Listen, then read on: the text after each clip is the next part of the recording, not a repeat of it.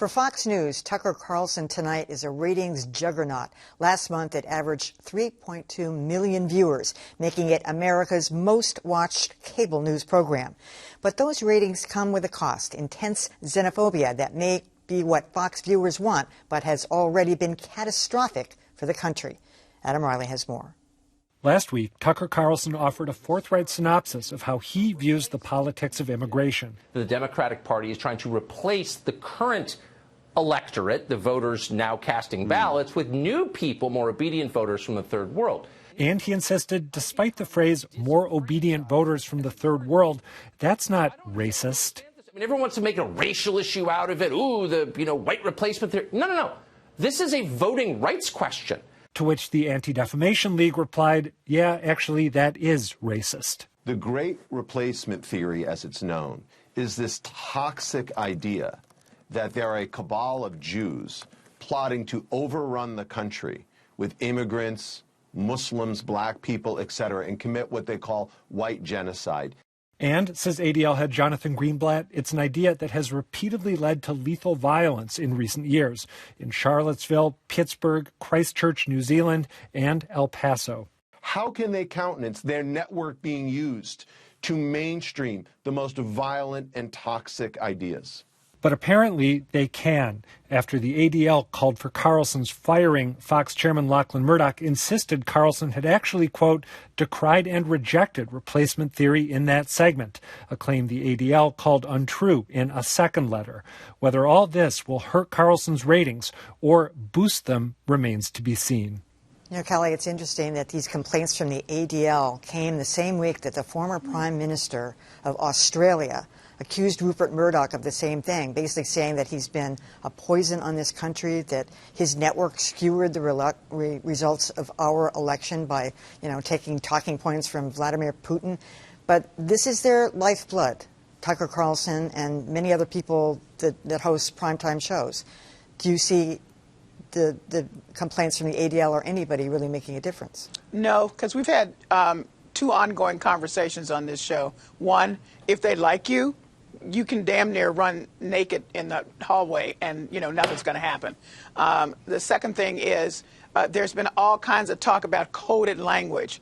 Well, Tucker Carlson didn't code a daggone thing in this. He just was right out there with it. So they've determined, they know what it is. Everybody knows what it is. Jonathan Greenblatt is correct. This is absolutely from the handbook of white supremacists. And so they've decided they will ride that out because, A, they have enough subscribers who love it, so that's meaningful to them on the bottom line. And if they lose any advertisers, what's been happening is they go over to other shows, so they don't really lose from the network, and they'll just keep going. It will take really something, a divine intervention, to make them move from the stand of supporting this guy. And if that's what they want to do, then everybody should be really clear about what he is saying and what is being put out there.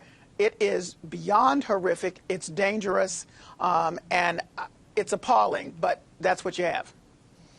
I agree with Callie. It's dangerous. It's extreme speech, but he's not going anywhere. He's the most popular host on, in any given week, the most popular network on cable news, Fox News. It's all about the eyeballs. And if Rupert Murdoch and Lachlan Murdoch are going to still back him up, then he is staying there.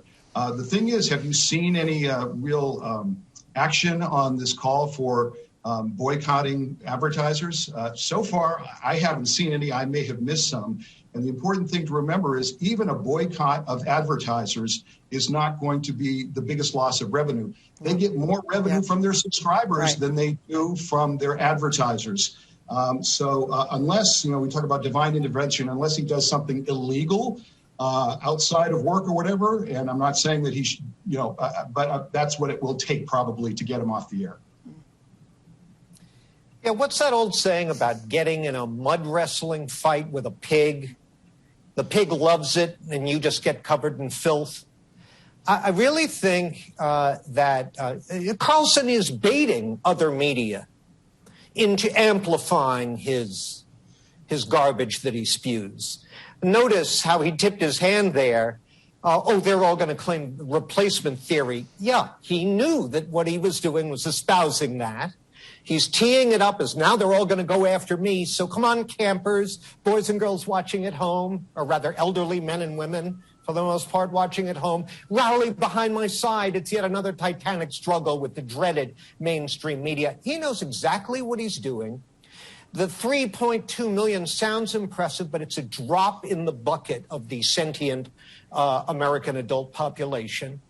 I think the best move that people who don't like what he's peddling can do is turn their back on it. I think it's really important to remember that Tucker Carlson's job on Fox News is not to be a journalist.